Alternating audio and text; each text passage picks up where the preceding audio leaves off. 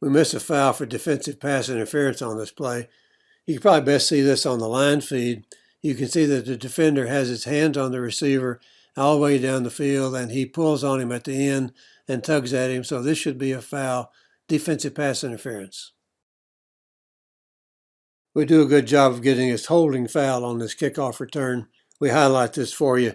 You can see around about the 25-yard line that the receiving team player grabs and takes down the opponent. Now this penalty is going to be enforced from the end of the run, since the basic spot is the end of the run, and that is behind the spot of the foul. So good job to get this holding foul on this kickoff return.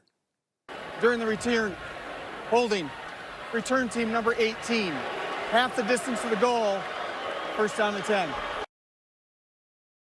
Good recognition to get this illegal formation where there's too many players in the backfield. You can see this alignment on the punt. There's hardly anybody on the line of scrimmage besides the snapper. So good job to get this. We see too many of these illegal formations where there are too many players in the backfield. And so I'm glad to see this crew did not let the team get away with this. So good call for too many players in the backfield, illegal formation. Illegal formation, kickers, more than 4 in the backfield. 5-yard penalty from the end of the run, be first down Arizona. We get a good call for offensive pass interference on this pass play. You get a good view of this on the line feed as well as on the replay. You can see that the tight end comes off the line and he just drives against the defender, pushes him back, and the other receiver cuts off that block to catch the pass. Now the coach is obviously unhappy about it, but he's just wrong. This is a good call, offensive pass interference. Pass interference, offense, number 88. That's a 15-yard penalty from the previous spot. Replay third down. We get a good call for a foul for unnecessary roughness on this play. You can only see this on the replay. You can see that the receiving team players continue to block a kicking team player out of bounds, and so this is clearly a foul. Referee, it would be helpful if you describe a little bit about what happened rather than simply say unnecessary roughness. You could say something like continuing to block out of bounds, something that briefly describes what happened on the play. But good alert to get this foul for unnecessary roughness, blocking a player out of bounds. Jordan kick, unnecessary roughness. Receiving team number 2. Half the distance to the goal, first down. We have a late hit out of bounds on the scrimmage play. Now this is the first play from scrimmage in the game, and so this is good to get this. We always want good dead ball officiating, and it's very good to establish that very early in the game. So good job to get this as a late hit out of bounds, dead ball personal foul. This is very nice work on this pass play to see that the pass is deflected at the line of scrimmage, which causes the pass interference foul to be waved off. You can see this on the replay very well. So good job to get this, and good announcement and signal by the referee to indicate that the pass was tipped, and therefore that eliminates any possibility of a pass interference foul. There is no foul for pass interference. The ball was tipped. Third down. Here's a pass reception play very near the sideline and very near the goal line. And of course the question is whether or not this was a catch. Now instant replay should have come in and stopped to look at this. It's close enough to the goal line to be potential scoring play, and so we need to have replay come in and stop this. Now the offensive team gets to the line quickly and snaps the ball to prevent the replay from coming in and potentially overruling this play. But we've got to have instant replay come in and stop this because this is a very tight play, very close to the goal line. We have a flag for a block in the back on this punt return. Very good job to get this. It's right at the point of attack, and so it clearly does free the runner up to gain more yardage. So good job to get this block in the back right at the point of attack.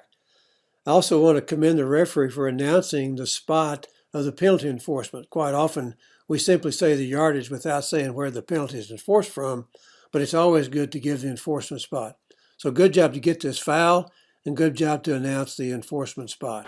During the return, illegal block in the back, number 12 of the return team. 10-yard penalty from the spot of the foul, first down and 10. We miss a very serious targeting foul on this play. You can see that the defender lowers his head and uses the crown of his helmet to attack with forcible contact. Now the player's defenseless, But that's not important in this case because the foul is with the crown of the helmet, so this is a 9-1-3 foul. Now, it's good that instant replay came in and bailed us out here by creating a targeting foul. But this should have been called on the field, so we've got to be really alert to these plays. This one is quite obvious, and we should not have to rely on replay to come in and create this foul. To a targeting and ejection from the booth. After review, number 40 of the defense, personal foul, targeting. Dead ball foul being forced 15 yards from the previous spot. Automatic first down. Here at the end of the half, we have a blocked field goal attempt, and the defensive team returns the blocked kick for quite a distance. There's a foul for an illegal block in the back, and you can see this at about the 40-yard line. Now, the referee does a good job at holding the teams on the field and not letting them get off before he knows what the flag is for. Now, the foul is against the return team, and therefore the penalty will obviously be declined. But, of course, the referee doesn't know who the foul is against until he sorts it out with the official throwing the flag. So this is nice work in managing all this at the end of the half. During the return, illegal block in the back by the return team. That penalty's declined. The half is over. On this kickoff, you can see one or more players on the kicking team offside, and we highlight this for you on the replay. Good job to get this. I point out that in making his announcement, the referee uses the incorrect signal. The correct signal for offside here is the usual offside signal for a defensive offside on a scrimmage play, the hands on the hips, and not the rotating fist signal that we use for false starts or illegal formation. So good job to get the foul, and referees be sure to use the correct signal. The hit. Offside. Kicking team, number 49. Ohio State is elected to have the ball re-kicked after the 5-yard penalty. We get a call for defensive holding on this pass play that results in a touchdown. You can see this on the replay where the defender has his arms around the waist and holding back the receiver, and then the pass is thrown and completed for a touchdown. The referee correctly announces that the penalty is declined and the touchdown counts. Remember that it's only 15-yard penalties for personal fouls and unsportsmanlike conduct fouls that carry over to the kickoff. Penalties of 5 yards and 10 yards do not carry over, so good job to manage this defensive holding foul on a play that results in a touchdown. Holding. Defense number 2. That penalty declined. Result of the play is a touchdown. On this running play, you can see the defender grasping and pulling the face mask of the ball carrier in the backfield. You can see this best on the replay.